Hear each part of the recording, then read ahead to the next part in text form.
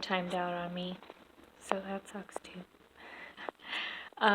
So we went and looked at the books for yoga at Barnes and Noble, and I was expecting it to be like, all these steps, like, how like We Fit, they have like 20 different like exercises and such.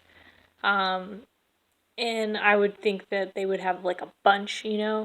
Like I'm used to watching Baby Mama, where you have a prenatal class and you do your baby yoga and you have your partner and such. And so I mean I'm basing mine off of movies. That's as good as it gets. And so I thought it was going to be like that. But this girl in these yoga books were doing handstands and shit, and I'm like, yeah, when I'm that size, when I'm fucking huge, I'm not gonna be doing that. I'm not even that big and I don't want to do that right now. I don't have that kind of energy. I'm definitely not gonna have it at that point. And majority of the pregnancy yoga does not involve the partner, and he wants to be involved in things. And I want him to be involved in things. And it's difficult when nothing involves the partner.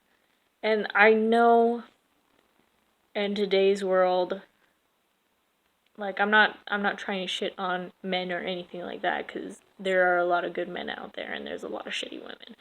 But it it's basing it off of that there aren't a lot of men out there to do prenatal yoga. And it's like, well, fuck you, because there are women like me that want men like my boyfriend to do that kinds of stuff, and I don't want to go to prenatal class and do that kind of thing. I don't want to do it in front of other people. That's not my cup of tea. I don't even want the doctor in the room when I'm fucking giving birth. But I'm gonna have to because I mean that's kind of dangerous to not have someone in there. But it's just like, I don't know. I'm very particular on how I want things to go down. I'm very like, I like my space. And to be able to do prenatal yoga at home with my boyfriend is going to make me a lot more comfortable. And for right now, there were only two books there. One had completely no men in it, and the other one had this freaking hippie ass dude with a hair bun, and he was only in there for like three of the exercises. And his facial reactions to all of it kind of bothered me. So I did not get that. But, what else? Oh, I was talking to my boyfriend in the car. I think it was Sunday night, maybe. And I wasn't feeling good. And we were going for a drive. And I said, it's kind of a weird experience that your body feels like it's not your own to be pregnant. No one ever explains that it feels like your body is not your own.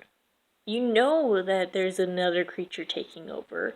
People talk about that all the time, like baby wants what baby gets kind of thing. Or, there's another being inside of you kind of thing. But they don't really explain it like it's kind of like the movie The Host, where a freaking thing takes over your body. That's what it is doing. Like, you're emotional and you don't know why because that's just not you. Or you want food that you would never want before, that's just not your type of thing. Or you want food when you're not even hungry. It's just like someone else is thinking for you and you have no idea why, and you try to stop it and your whole body goes berserk. Like that's not fair. And it's just like, it's a weird feeling to have it not your own. And I joke all the time with my boyfriend that, I have an alien growing inside me and it's gonna pop out of my chest and screech across the floor like in Aliens. And then we started joking about if you've ever seen Mr. Pickles. It's a satanic dog show off of Hulu from Adult Swim. But in an episode, they call it the alien, or the illegal alien, and it's based off of the movie Aliens.